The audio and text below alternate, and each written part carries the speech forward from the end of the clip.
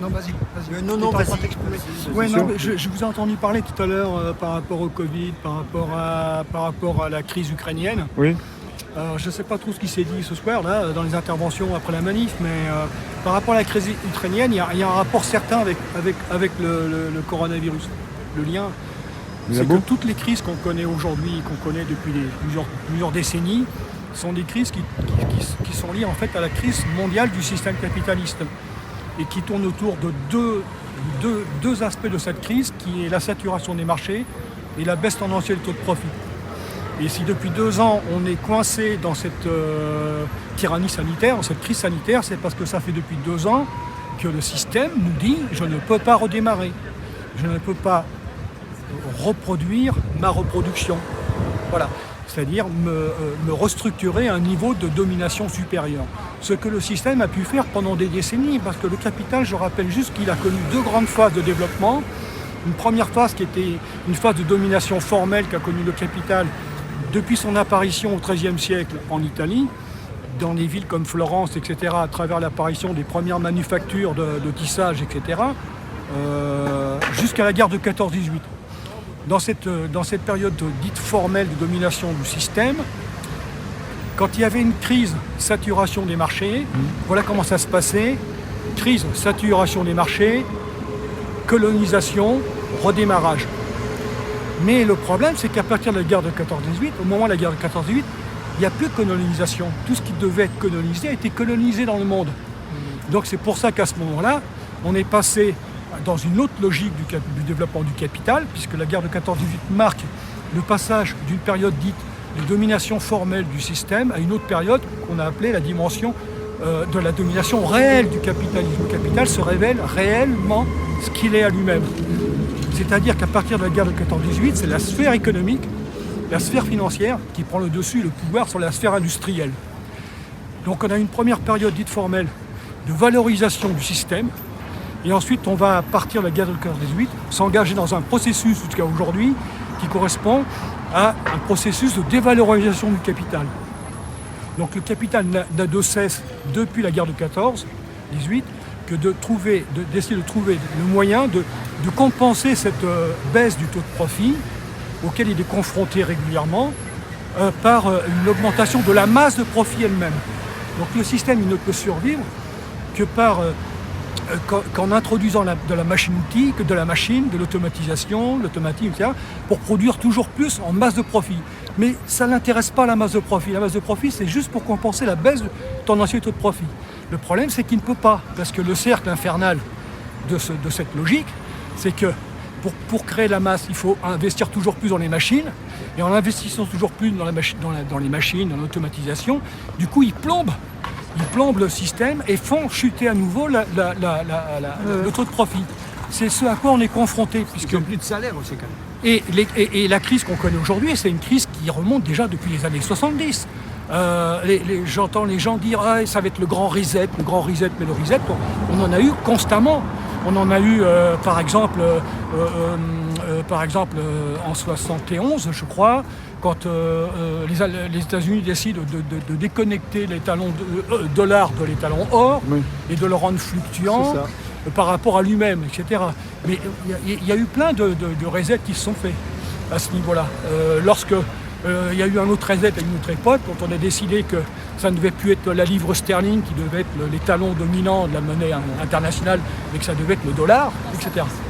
La grande question qui se pose maintenant aujourd'hui par rapport à l'Ukraine, parce qu'il y a un lien avec tout ça avec l'Ukraine, d'une part d'abord parce que la crise sanitaire depuis 2 ans, elle vise à masquer le fait que derrière cette crise sanitaire, il y a une crise mondiale du système. La crise sanitaire, la tyrannie sanitaire, ce n'est rien d'autre que l'expression spectaculaire de la crise mondiale du système capitaliste. D'accord ? Donc je ne reviendrai pas sur la question de la baisse du taux de profit d'une part et de la saturation des marchés d'autre part. Le problème, c'est que la logique du système capitaliste depuis la guerre depuis 14-18, c'est saturation des marchés, guerre, reconstruction. Alors qu'auparavant, dans la période formelle, c'était saturation des marchés, colonisation, redémarrage.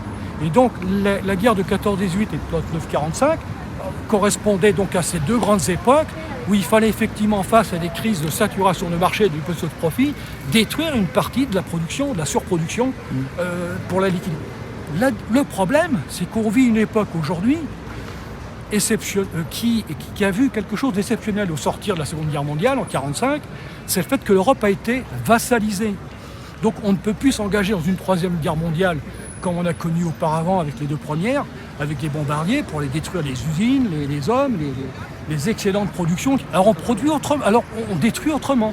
On détruit de l'intérieur notamment par le biais de l'Union européenne. Voilà.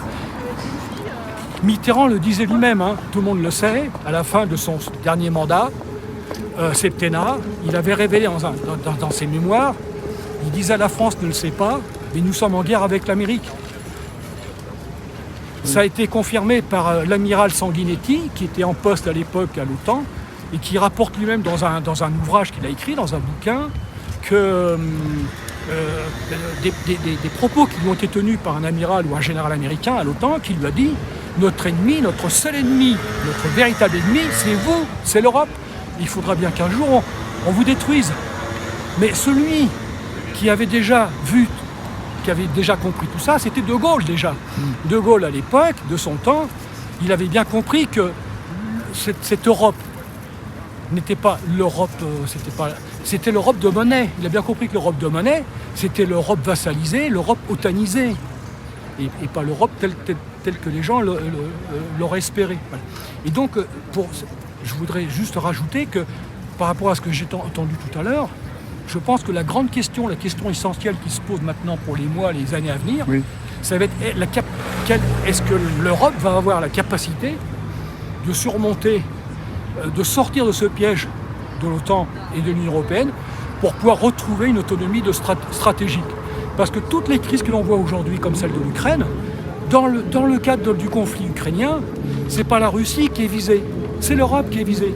C'est pas facile à comprendre, les gens, on les induit en erreur en disant c'est pas la Russie. La Russie, effectivement, fait l'objet d'une tentative d'isolement par les États-Unis, ce qui va d'ailleurs pousser la Russie à se rapprocher de la Chine. Mais ce qui est visé, c'est l'Europe. L'obsession des Américains depuis des décennies, depuis presque 2 siècles, c'est tout faire pour que jamais l'Europe ne se rapproche de la Russie. Voilà, c'est ça. Pourquoi ? C'est ça la question fondamentale. Pourquoi ? Parce que si demain, l'axe Paris-Berlin se transformait en un axe Paris-Berlin-Moscou, c'est-à-dire que s'il se mettait en place l'émergence d'un bloc euro-atlantique, d'un bloc euro-asiatique qui irait de Brest je sais pas où, à l'Oural, à l'autre bout voilà, à Vladivostok ou je sais plus, et bien à ce moment-là, cela serait un projet qui amènerait l'Europe à devenir la première puissance dans le monde capitaliste. Et le fait que l'Europe deviendrait la première puissance dans le monde capitaliste mettrait en danger, remettrait en cause forcément et automatiquement la domination totalitaire du billet vert dans le monde. C'est ça qui a fait dire à Mitterrand, et déjà à l'origine d'abord à De Gaulle, que le seul danger pour les Américains, le seul ennemi des Américains, c'est l'Europe. Et cet amiral, et l'amiral Sanguinetti, les propos qu'il avait rapportés, c'était ça aussi. Ce que lui avait dit ce général américain, notre seul ennemi c'est vous, et il faudra bien qu'un jour on vous détruise. Voilà. Et donc, cette crise ukrainienne, elle n'est pas différente des autres crises qu'on connaît. La crise iranienne, elle ne visait pas l'Iran. La crise iranienne, elle visait l'Europe, pour pas que l'Europe aille investir en Iran. La crise irakienne et syrienne ne visait pas la Syrie et l'Irak. Elle visait l'Europe. En 1973, avant la guerre irakienne, la France avait tous les marchés commerciaux en Irak. L'Irak avait été développé par la France à un niveau de modernisation qui était au moins équivalent à celui de l'Espagne en matière de construction d'hôpitaux, de routes, etc. Et avec la guerre, en Irak, la destruction de l'Irak, dans laquelle nous avait entraîné d'ailleurs Mitterrand lors de la première guerre du Golfe en 90, on n'a plus rien en Irak. Donc le conflit en Irak et en Syrie, c'est de faire que l'Europe n'aille pas investir au Moyen-Orient. c'est tout ça, ces guerres. Voilà. Et c'est ce qui se passe aujourd'hui avec l'Europe. Il faut que jamais que l'Europe se rapproche de la Russie. Il faut jamais que la puissance industrielle et technologique de l'Europe aille s'investir en Russie et pouvoir bénéficier en contrepartie des ressources naturelles minérales que possède la Russie dans ces zones désertiques immenses de la Sibérie et arriérées. Parce que faut pas rêver. L'Union soviétique est très arriérée. Ils ont passé plus de 50 ans en autarcie dans un capitalisme d'État qui les a enfermés par rapport au marché capitaliste international. Ils ont pris beaucoup de retard là-dessus, au sens où on n'est pas envahi par les machines à laver, par les voitures ou les avions soviétiques, russes aujourd'hui, d'accord ? C'est en cela que l'économie russe est restée très archaïque, très, très retardée. Donc aujourd'hui, les Américains, ce qu'ils veulent, c'est continuer d'assurer leur domination mondiale. C'est la vision, c'est la perception unipolaire qu'il y a aujourd'hui, par exemple, qui domine chez l'opposant à Trump, là, celui qui a été élu, là, comment il s'appelle ? Biden. Oui. Voilà. Biden, c'est le mec qui a battu Trump, même s'il y a eu de la triche, etc.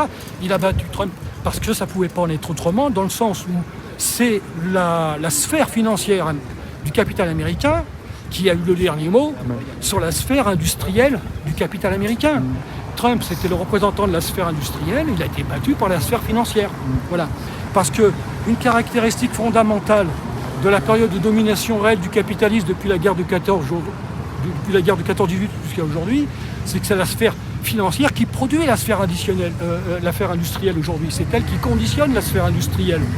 Et donc on est rentré dans une folie par exemple, de production d'un crédit chimérique, d'endettement, où ils ont balancé des milliards et des milliards de dollars, d'euros, etc. dans le monde, pour anticiper une rentrée de plus-value qui ne viendra pas, puisque le marché mondial est saturé. Et la rentrée de plus-value ne peut se faire que si les marchandises se vendent, mais ils ne peuvent pas. Il faut qu'au contraire qu'ils la détruisent et qu'ils s'en débarrassent, une partie de cette marchandise à laquelle nous-mêmes nous appartenons. Puisque nous vivons aujourd'hui une époque dont la caractéristique, c'est que, à travers la valeur d'échange, à travers la marchandise, le fait issu de la marchandise, la vie humaine a été en totalité fétichisée par la marchandise qui s'est emparée de la totalité du monde. C'est ça l'époque que l'on vit aujourd'hui. Est-ce que vous avez lu le livre connaissez-vous un livre qui s'appelle Quatrième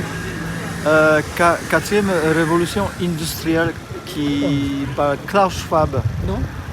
De qui? De Klaus Schwab.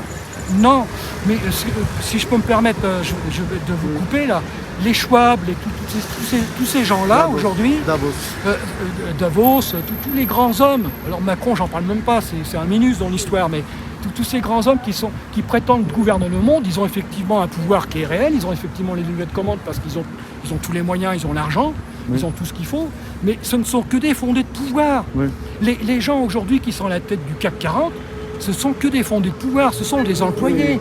Les hommes aussi puissants sont-ils aujourd'hui ne sont que des employés du système de la loi de la marchandise. Voilà, c'est la marchandise qui gouverne le monde. C'est pas les hommes qui font l'histoire, c'est l'histoire qui produit des hommes. C'est pas les banques. Elle est là la différence. C'est pas les banques. C'est pas les banques. Alors c'est ça qui est intéressant. C'est qu'il y a plein de gens qui croient qu'aujourd'hui, parce que croire que c'est les banques, c'est croire qu'il y a un complot quelque part. Il n'y a que des complots d'ailleurs. Les gens ne parlent plus que de ça aujourd'hui. À travers ententes, on dirait plutôt des ententes, peut-être pas des complots. Les gens qui s'entendent entre eux. Il n'y a pas d'entente. Les gens qui font du commerce entre eux, voilà. Il y a une idée qui est importante quand même. C'est pas du complot. Les gens, si vous voulez, ils sont dans une conscience fausse. Ils croient que, par exemple, c'est l'usure qui fait les usuriers. Que c'est, les usuriers qui font l'usure, mais c'est pas vrai. C'est l'usure qui fait les usuriers. Les gens veulent aujourd'hui une société avec de l'argent. Obsolescence programmée. Voilà, les gens aujourd'hui ils veulent une société avec de l'argent, mais sans les effets de l'argent, sans les effets négatifs de l'argent. Ils veulent l'argent, mais sans les GPA et la PMA. Mais la PMA et la GPA sont consécutifs à l'argent elle-même, au simple fait que l'argent existe. C'est la valeur marchande, la valeur d'échange. Aujourd'hui, tout est devenu marchandise, puisque les femmes, elles doivent vendre leurs mains pour aller travailler à l'usine, pour aller travailler au centre commercial du coin. Eh bien, elles devront pouvoir vendre leurs ovaires. Donc tout aujourd'hui est devenu marchandisation, le sperme de l'homme, les enfants, tout est devenu marchandise. Voilà. Et c'est ça. Et nous, dans cette histoire-là, les citoyens souverains, nous sommes quand même plus nombreux. Si le système il fonctionnait comme ça, il arrive à la fin de ce qu'il pourrait produire, on va envisager les crises. Mais maintenant, finalement, c'est nous qui produisons quand même la richesse. Ça existe grâce à notre travail, à moi, à vous, à notre petite main. Le capital, alors le capital, c'est quoi le capital? Le capital, c'est avant tout une relation aliénatoire. C'est une dialectique sociale aliénatoire. Comme l'argent. L'argent, les gens pensent que l'argent, c'est un outil, par exemple, qui est posé là, qui permet, par exemple, d'échanger, d'acheter, de vendre, etc. Ils ne voient pas, les gens, que l'argent est avant tout un rapport social d'aliénation, aliénatoire. De soumission aussi. Et que l'argent, on ne maîtrise pas l'argent. Quand les gens croient posséder de l'argent, ils ne se rendent pas compte que c'est l'argent qui les possède. Donc si aujourd'hui, je veux dire, si demain l'émancipation de l'humanité, elle passera par l'abolition de l'argent, de l'État, de la marchandise. Tant qu'on ne passera pas par ce processus, tant qu'on n'aura pas atteint ce processus, toute autre lutte n'aboutira qu'à reconstituer, qu'à recomposer notre esclavage. Vous dites qu'on a créé un monstre qui nous dévore.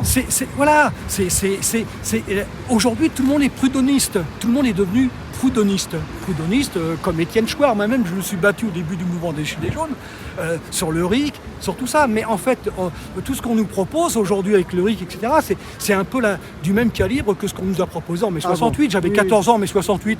On a dit aux ouvriers, aux travailleurs dans les usines en grève, surtout ne cassez rien, on va vous donner l'autogestion. Vous allez avoir un os à ronger avec l'autogestion. Mais l'autogestion, c'est quoi l'autogestion, si ce n'est que autogérer la merde du capitalisme? Rien d'autre. Comment sortir de ça alors? Nous, ce qu'on veut, c'est aller vers une humanité, vers un monde où il n'y aurait plus justement de salariat.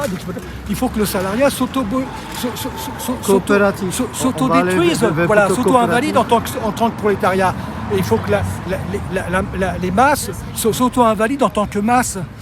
Il faut aller vers un retour vers une communauté universelle de l'être, débarrassée de l'argent, de l'État et de la marchandise.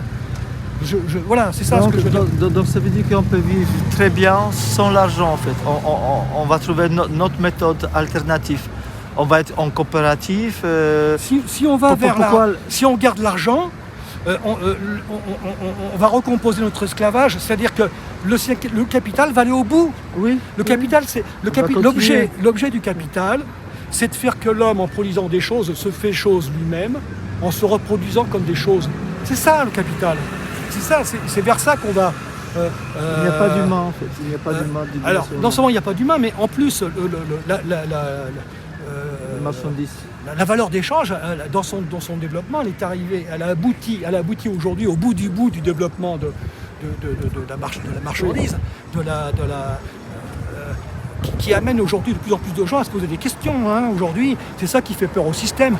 Les questions qui se posent aujourd'hui, ils déplacent leur centre d'intérêt, leur centre de questionnement. De plus en plus de gens maintenant se posent des questions, à se demander, mais quelle est ma vie dans un rapport d'argent? Quelle est ma vie dans un rapport de marchandisation? C'est ça les questions que les gens... Déjà, il y a un problème, parce que regardez, la personne qui travaille 35 heures du matin jusqu'à le soir, d'accord? Et il y a une autre activité. Moi, j'ai eu cette activité-là. Vous êtes libéraux, entrepreneur. Mon travail n'est pas lié à l'or, il est qualitatif. Donc déjà il y a un problème. L'argent ne peut pas définir, il ne peut pas être mesuré de la même manière. Donc il y a déjà au départ il y a des problèmes dans ce système. Vous me comprenez? Oui. Donc il y a les problèmes en fait parce que certaines choses sont non quantifiables. On ne peut pas les quantifier. L'argent nous fait croire qu'on peut quantifier les choses. Et du coup, ça donnait naissance à l'homme-objet. Tout est objet. Le corps, c'est un objet. Il n'y a pas d'esprit, il n'y a pas de système immunitaire, rien. Et le problème est là. Mais pour demain, dans le nouveau monde, je pense qu'on va vers ce mouvement parce que ça ne peut plus continuer comme ça. C'est cruel, tout ça, c'est cruel. L'argent est lié au salariat et donc au prolétariat. Et c'est important la question du prolétariat. Parce que le monde est en train de se prolétariser aujourd'hui. On est arrivé pratiquement à 99% de prolétarisation sur la planète. Prolétarisation, c'est quoi? Peut-être que ça vaut le coup de définir en quelques secondes ce qu'est être un prolétaire. Nous sommes tous prolétaires aujourd'hui, là comme nous sommes aujourd'hui ici, en ce moment même. Le prolétaire, c'est celui qui est assujetti à la prostitution universelle du travail, du salariat, et qui n'a aucun pouvoir sur sa vie. C'est ça le prolétariat. C'est pire encore, pas parce que en fait, c'est pire encore. Vous savez, c'est pas simplement qu'on est esclave à ciel ouvert sans savoir qu'on est esclave et on est en prisonnier. On nous vole notre vie. Oui, mais c'est derrière ça, on vole notre vie. On n'a pas de temps passer le temps avec notre proche. On n'a pas de temps. On est obligé de travailler. Ça veut dire on consomme notre vie même. Bien sûr. Vie humaine, c'est ça qui est pire dans ce système.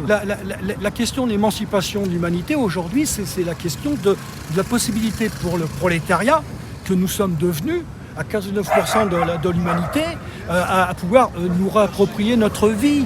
C'est ça. Voilà. Et c'est pour ça que je dis depuis le début, on ne retrouvera une vraie vie, on ne pourra retrouver une vraie vie que seulement le jour qu'une fois qu'on sera débarrassé de l'argent, de l'État et de la marchandise. L'État, c'est quoi l'État? L'État n'est rien d'autre qu'un rouage, qu'un appareil. L'État, c'est un conseil d'administration dans la gestion de la valeur d'échange. Voilà ce que c'est aujourd'hui l'État. Et donc aujourd'hui, voilà, il faut aller vers une émancipation de l'humanité au travers d'un retour vers la communauté de l'être, d'un prolétariat qui est aujourd'hui, par exemple, un paysan qui est ruiné par la taxe bruxelloise, il est prolétarisé. Le restaurateur qui, durant la tyrannie sanitaire, est ruiné, il est prolétarisé. Le petit commerçant qui est en difficulté face à la puissance de déstructuration des grandes surfaces, il est qui est ruiné, donc il est prolétarisé. Donc on va vers cette prolétarisation de l'humanité à un niveau qui va, pour la première fois dans l'histoire de l'humanité, faire qu'il va pouvoir se créer ce qu'on appelle un processus de communisation. Dans communisation, il y a communisme. Oui. Et la notion communion. Communaux et communisme. Voilà. Les communautés de l'être ont déjà existé avant. Les gens pensent que les gens, c'est vrai que les gens... On me montrait ça comme un défaut. Les gens pensent que les patrons ont toujours existé, ils existeront toujours, que l'argent a toujours existé, existera toujours. Les gens oublient que la valeur d'échange est apparue il y a environ 10 000 ans avant notre ère, au moment du néolithique, plus précisément au moment de la révolution néolithique, qui était la révolution agraire, donc, qui est apparue donc, il y a environ 10 000 ans. La sédentarisation. C'est cette révolution agraire qui a provoqué qui a amené à la sédentarisation, l'élevage du bétail et surtout la découverte par l'homme de l'agriculture, qui dit agriculture dit excédent, stock. À partir du moment où il y a eu des stocks, c'est posé la question du pouvoir de la gestion de ces stocks. Et à partir de là, qu'est-ce qui s'est passé? Les communautés de l'être à l'époque qui étaient pas dans l'échange, qui étaient dans le partage, qui étaient dans le sacral, ont commencé à faire du troc entre communautés de l'être. Et donc le troc a débouché ensuite sur l'échange à l'intérieur même des communautés. C'est mort. À partir de là, les communautés de l'être ont commencé à se détruire. L'homme a commencé à être scindé de lui-même, à être séparé de lui-même, de son sacral. Et c'est de là qu'est né le sacré et le profane. Et les taxes. Le sacré et le profane. Qu'est-ce que tu appelles le sacral? Alors le sacral, c'est quelque chose qui fait qu'on vit en harmonie avec le cosmos. Le sacral, c'est quand on boit un verre de vin, qu'on mange un bon fromage, qu'on embrasse la personne que l'on aime. C'est la jouissance d'être. Pardon? La jouissance d'être. La jouissance de la vie, la jouissance d'être, voilà. Il y avait encore ça, vous avez un reportage que vous pouvez trouver sur internet qui s'appelle les Piraha. qui est un report. ou les piranhas. Alors, Pira 1, justement, Pira il y a un 1, H à la place du C'est N. un jour. Et donc, un reportage de 50 minutes qui était passé sur Arte il y a pas quelques années, d'un gars, d'une tribu qui a été découverte, en fait, d'une communauté, d'une tribu qui a été découverte au fin fond de l'Amazonie au XVIIIe siècle, et qui a été revisitée par un type, en fait, qui au départ était venu pour évangéliser cette tribu, et qui par la suite s'est remis en cause complètement quand il s'est rendu compte que cette tribu vivait heureuse comme elle était. Et depuis, c'était une catastrophe, hein, parce que c'était donc au Brésil, en Amazonie. Le gouvernement brésilien a fait construire des toilettes en dur, de l'électricité, et on leur a appris le portugais. C'est une horreur, parce que dans le reportage, si à l'occasion vous le regardez, vous voyez que cette tribu, elle connaissait même pas les nombres, les chiffres.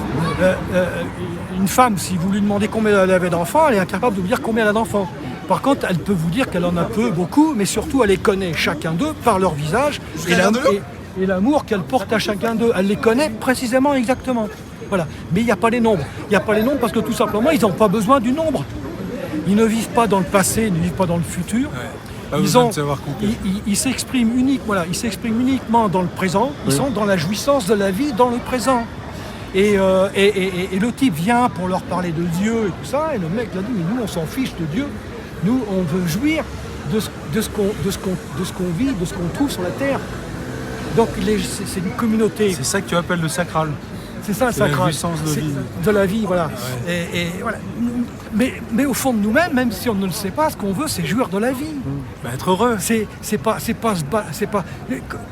Dans la jouissance de la vie, on ne revendique plus la liberté ou la démocratie.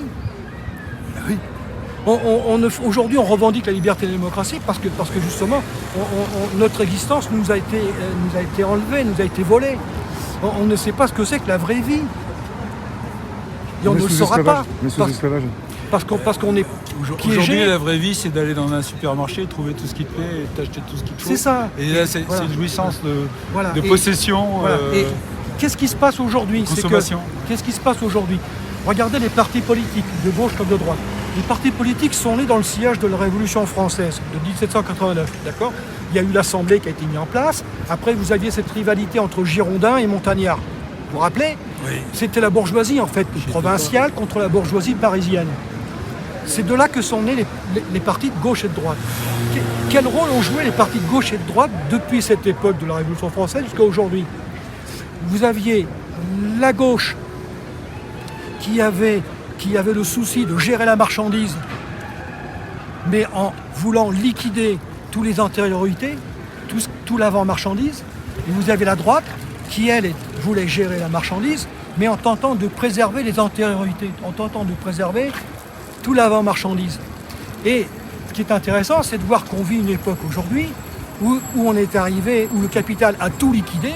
Ça veut dire qu'il n'y a plus rien à préserver, il n'y a plus rien à détruire. Et à partir de là, les partis politiques n'ont plus raison d'exister aujourd'hui. Oui, Donc- complètement. Donc les gens, ils ont le sentiment d'être trahis. Ils disent, il n'y a plus d'opposition, on est trahis. Ils ne sont pas trahis. sont allés C'est au bout. simplement que les partis politiques se révèlent tels qu'ils sont eux-mêmes. C'est-à-dire que la gauche, c'est la gauche du capital. L'extrême gauche, c'est la pointe extrême du laboratoire social qu'utilise le capital, qu'a utilisé le capital, par exemple pour mettre en avant des revendications comme la contraception, l'avortement, etc. On s'est tous fait piéger. Moi-même, quand j'avais 20 ans et que je me battais pour l'avortement, etc., je voyais ça comme une un avancée progrès, ouais. dans l'émancipation de la femme. J'ai pas vu que le capital, en réalité, c'est lui qui ouvrait la porte et qui autorisait l'avortement et la contraception parce qu'il fallait mettre les femmes au travail. Parce qu'il fallait passer à un cap où il fallait que non plus qu'il y ait un seul salaire qui rentre dans un couple d'ouvriers, par exemple avec 2 enfants, mais qu'il fallait nécessairement qu'il y ait 2 salaires pour pouvoir vivre. Oui, oui. Voilà, aujourd'hui... Avant, pardon de te couper, mais Oui. avant, moi, 6 enfants. Mes parents, 6 enfants. Oui. Ma mère ne travaillait pas. Donc un seul salaire, ça suffisait pour faire vivre 8 personnes. Avec un appartement et tout. Tout à fait, oui. D'acheter un appart. Aujourd'hui, 2 salaires, ça suffit pas. Où est passé Oui, c'est le ça, deuxième voilà. salaire. Alors que le taux d'exploitation est extrêmement beaucoup plus important aujourd'hui qu'il ne l'était il y a 50 ans. On ne le sent pas, mais c'est ça. Les richesses produites aujourd'hui par un salarié chez Airbus, même s'il est 50 fois, 100 fois mieux payé que ne l'était un salarié de l'automobile ou je ne sais quelle autre industrie 50 ans avant, il produit en termes de valeur, de richesse, 1000 fois plus de richesse, mais son salaire il n'est pas équivalent à 1000 fois plus Ouais. par rapport à ce qu'il produit. C'est ça qui est important. Hein. C'est la valeur relative, c'est le salaire relatif qu'il faut s'intéresser. Ouais. Alors que les organisations politiques ou l'extrême gauche, ils ne s'intéressent pas à la valeur relative du salaire. Ils s'intéressent à la valeur absolue du salaire. Ils ne comprennent pas ce qui les amène d'ailleurs à croire que le petit vendeur de Bombay dans la rue avec ses 3 fringues à la main et qui gagne juste de quoi acheter un litre de lait, il pense que c'est lui qui est le plus exploité. Non, c'est pas lui qui est le plus exploité. C'est le mec qui vit dans les sociétés occidentales, là où la technologie est la plus avancée et où grâce à la technologie, il produit 1000 fois plus de valeur pour le capital que le petit vendeur de Bombay. Vous voyez ce que je veux dire? Bien sûr. Ouais, c'est les gains de productivité, ça n'a pas été partagé. Voilà. Bon, Monsieur, voilà, votre écoutez, prénom, il y aura monsieur plein de choses à Ça dire, va, mais ça va, votre prénom?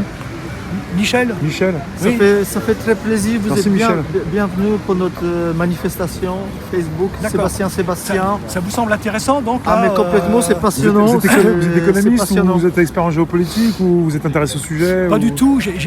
Pourquoi votre cursus, J'ai tiré plein s'il vous plaît j'ai tiré beaucoup d'enseignements de ma vie. Moi, j'ai arrivé. Moi, j'ai bossé 10 ans à l'usine. Oui.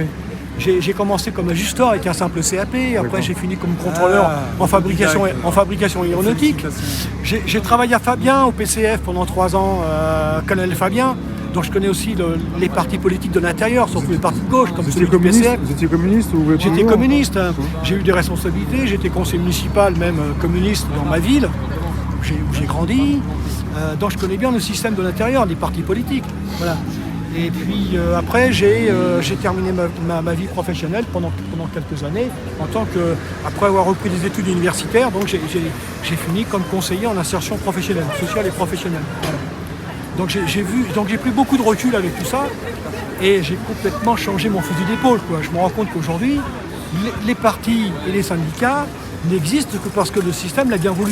Oui. Encore une fois, ce qui est important de savoir, c'est que le capitalisme ne valorise que ce qui le valorise. Et il ne renforce que ce qui le renforce. Oui. Donc tout ce qu'on a pu obtenir et qui passait pour être des avancées d'émancipation émancipatoire au prolétariat, l'était pas, en fait. c'était des avancées effectivement émancipatoires dans le cadre de la marchandise. Hein, au même titre que les piliers que sont la liberté, l'égalité, la fraternité mis en avant par la Révolution française, mais c'est la liberté en la marchandise, l'égalité en la marchandise, la fraternité en la marchandise. C'est de ça qu'il faut se libérer. Voilà. Merci, Bon, Michel. je pourrais encore discuter longtemps, mais je pense que Merci. Ça on a dit plein de choses. Non, ça fait très plaisir. Tu Voilà. m'envoies. Et Vous êtes, vous pouvez échanger le numéro parce que c'est. Ah oui, d'accord, oui. Il faut garder le contact. D'accord. C'est très bon. Ce qui est important, surtout c'est sur l'Ukraine. C'est bien comprendre aujourd'hui que ce qui est visé. Il y a beaucoup d'enjeux différents.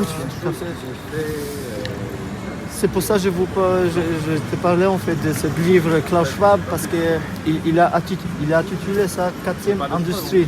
Oui, mais tous ces gens-là, si vous voulez, ils n'ont aucun pouvoir en réalité. C'est Reset en fait, c'est Ils ça, ont- mais ils ont du- ils ont- je vois les parallèles en fait Ils- avec voilà, mais c'est- l'homme. tous produit, ces gens-là, les Schwab, tout ça. etc., le pouvoir qu'ils ont, Oui. c'est celui d'activer et de formaliser des nécessités qui s'imposent dans le cadre de l'immanence du système capitaliste, dans l'immanence de la marchandise. Vous voyez ce que je veux dire? Ces messieurs ont compris ce qui se passait, ils formalisent, Mais je suis même ils pas écrivent sûr. des livres aussi. Je où- suis même ouais. pas sûr qu'ils comprennent ce qui se passe. Pas forcément complètement. Je